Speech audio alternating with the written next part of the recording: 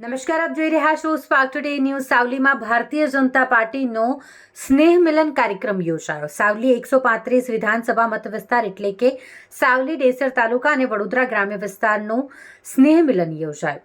સાવલીના પોઈચા ચોકડી પાસે આવેલ શિવ પાર્ટી પ્લોટમાં ગુજરાત રાજ્યના ગૃહમંત્રી હર્ષ સંઘવીની અધ્યક્ષતામાં ભારતીય જનતા પાર્ટીનો સ્નેહ મિલન કાર્યક્રમ યોજાયો. સ્નેહ મિલન કાર્યક્રમમાં સાવલી, ડેસર તાલુકાના કાર્યકર્તાઓ, હોદ્દેદારો મોટી સંખ્યામાં ઉપસ્થિત રહ્યા હતા. જંગી જનમેદનીને આ શુભેચ્છા કાર્યક્રમમાં સૌએ આવકાર્યા હતા. નવા વર્ષનો આ કાર્યક્રમ રાખવામાં આવ્યો હતો. સ્થાનિક ધારાસભ્ય કેતન ઇનામદાર તેમજ જિલ્લા તાલુકાના ભાજપના હોદ્દેદારો અને કાર્યકર્તાઓ મોટી સંખ્યામાં જોડાયા હતા.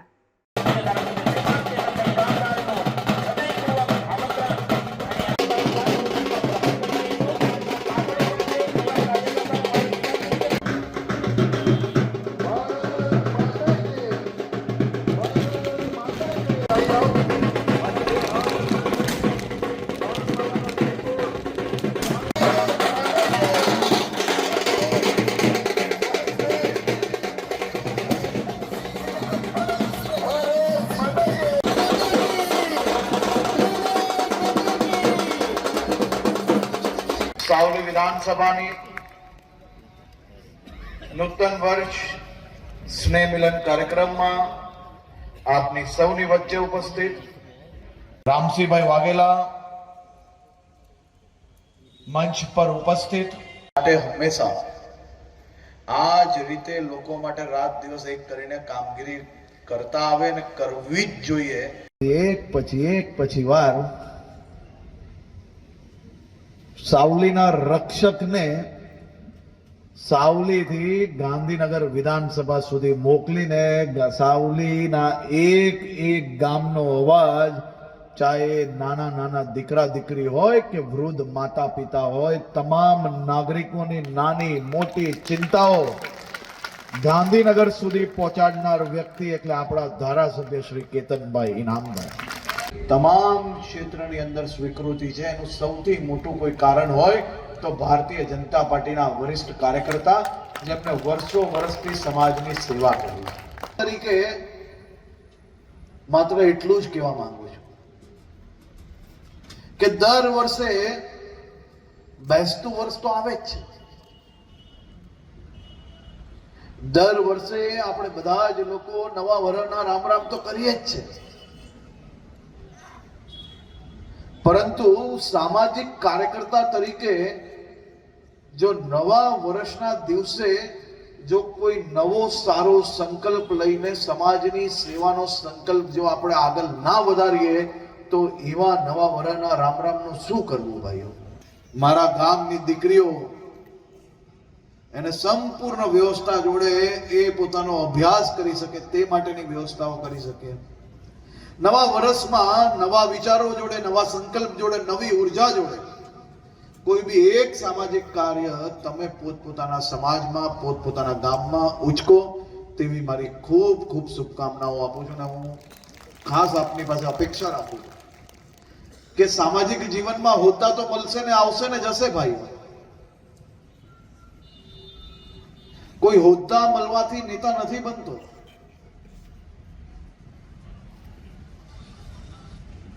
જનતાના ચૂંટાયેલા પ્રતિનિધિઓ એને દર 5 વર્ષે મત માંગવા જવાના છે. હોદ્દો આજે છે ને કાલે નથી, પરંતુ સમાજમાં કરેલા સારા કામો ત્યાંના નાગરિકોના દિલમાં બેઠેલો નેતા એ જીવનમાં ક્યારેય રિટાયર નથી થતો, ભલે હોદ્દો આવે છે કે જાય. એ સમાજના બધા જ વર્ગના નાગરિકોને એમની તકલીફમાં એમનો સહારો બનવો, એમની સાથે ઊભું રહેવું, એમની તકલીફો દૂર કરવી, બધા જ વર્ગો સુધી રાજ્ય સરકારની યોજનાના કામો પહોંચાડવા. પોતાના ગામ સમાજની અંદર કોઈ વર્ગ વિગ્રહ કરાવે એને રાજનીતિ ના કહેવાય. એ તો શકુની મામા જેવું કામ કહેવાય. રાજનીતિ નેતા કોને કહેવાય? નેતા કોઈ ચેલેન્જ ઉપાડીને, કોઈને ઝઘડાવીને નહીં, કોઈને ભેગા કરીને આપણે આપણા ગામનો વિકાસ કરીએ ને એને નેતાને નેતૃત્વ કહેવાય. બાકી તો બધું છીછડી પટ્ટી કહેવાય. એ લડાવવું, સમાજ વિગ્રહ કરવો એ આપણું કામ નથી ભાઈઓ. અહીંયા અનેક સરપંચો બેઠા છે, અહીંયા સમાજના અનેક આગેવાનો છે, યુવાન કાર્યકર્તાઓ છે, વડીલ કાર્યકર્તાઓ છે. તમારું બધાનું પોતપોતાના ગામમાં, પોતપોતાના સમાજમાં, પોતપોતાના પરિવારમાં ઉપજે છે. જો તમારું તમારા સમાજમાં ઉપજતું હોય, ગામમાં ઉપજતું હોય, તો શું આપણે એક સારું કામ હાથમાં લઈને સમાજના દૂષણને દૂર કરવાનો પ્રયાસ કરી શકીએ કે ના કરી શકીએ? કરીને વડોદરા જિલ્લામાં આવનારા દિવસોમાં રાજ્ય સરકાર દ્વારા વિવિધ નવા આયામો. વડોદરા જિલ્લો એક એવો જિલ્લો છે કે જે દેશના અનેક રાજ્યના યુવાનોને રોજગારી આપીને એમના પરિવારના સપના સાકાર કરવાનું કામ આપણો આ વડોદરા જિલ્લો કરી રહ્યો છે. હવે તો જો કે સાવલીમાં બી ઘણી ઇન્ડસ્ટ્રીઓ આવી ગઈ, બહુ જ ને. બધા તમે તો બધો વટ પડે છે ભાઈ સાવલીનો. હે વટ પડે છે કે નહીં? કોનો વટ પડે છે? અલ્લા કેતનભાઈ નો નહીં, સાવલીના બધા જ કાર્યકર્તાનો વટ પડે. પહેલા તમે મારો ભાઈ એટલું કામ કરે, એટલી મહેનત કરે ને તમે પાછું એમ કેતનભાઈ કેમ કરો છો? સાવલીના બધાનો જ વટ પડે છે ને વટ પડતો રહેશે. આનંદ કરો ભાઈ. બધાને નવા વર્ષના પાછા રામ રામ અને ખૂબ ખૂબ શુભકામનાઓ.